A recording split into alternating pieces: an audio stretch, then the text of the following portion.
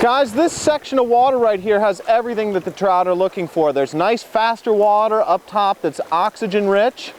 It's a little slower right here where some of the fish might prefer to be. They may not want to be out in that fast current. They might want to rest for a bit.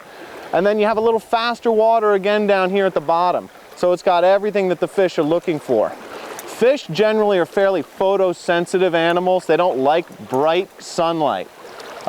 Your better fishing days are usually going to be cloudy, overcast days. That's the kind of weather that the bugs feel the most comfortable in and the fish feel the most comfortable in. So another thing that you might want to think about is when you're getting out and fishing, what time of day it is. Generally, slower water doesn't fish very well on bright sunny days. The fish don't like it. Faster water tends to break up sunlight a little bit more. The fish feel a little bit more secure and comfortable.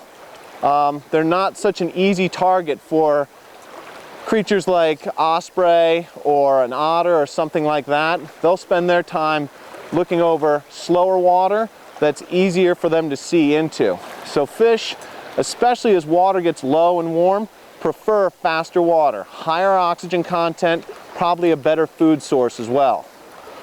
So what I want to do is try to figure out where I want my first casts to start off at. You do not want your first cast to land on the opposite bank because there's probably a whole ton of fish between me and the opposite bank. And the second I put my line over all those fish, they know what's going on, and then I got to start thinking about a new place to fish.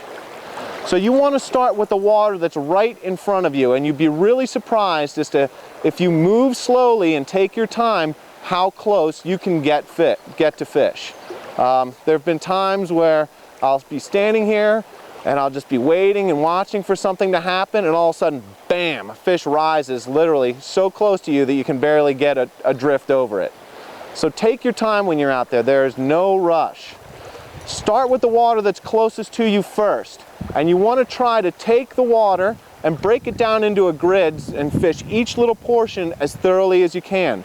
The more thorough you are with the water you're fishing, the more fish you're going to come to the fly, and you'll be able to eliminate areas that you're not seeing a whole lot of activity as well. Like, well, the slow water isn't producing for me today.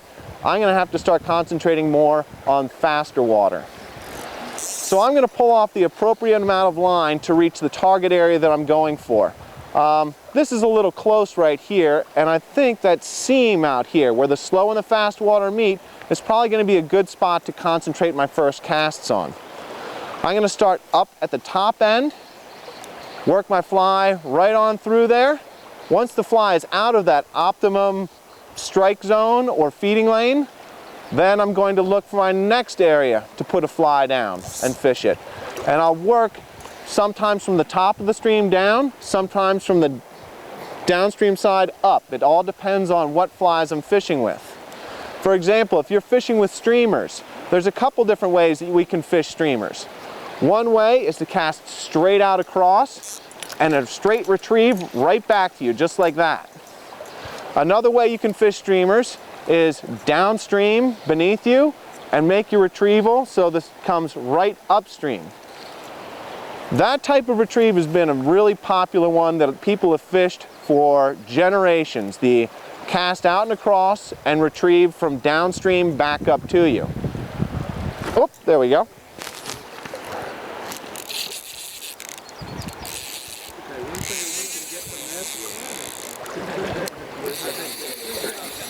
One thing I want everybody to get from this is how he lands this fish.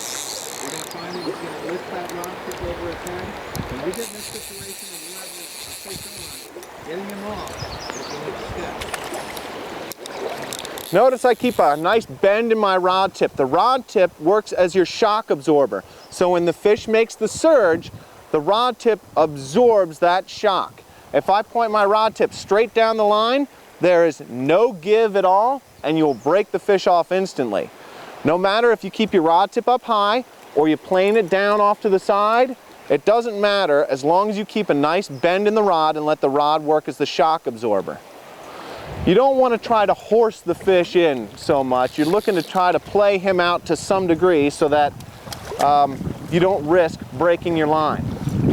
Once I've played that fish out, and he's tired enough to bring in with relative ease, net, right to the net,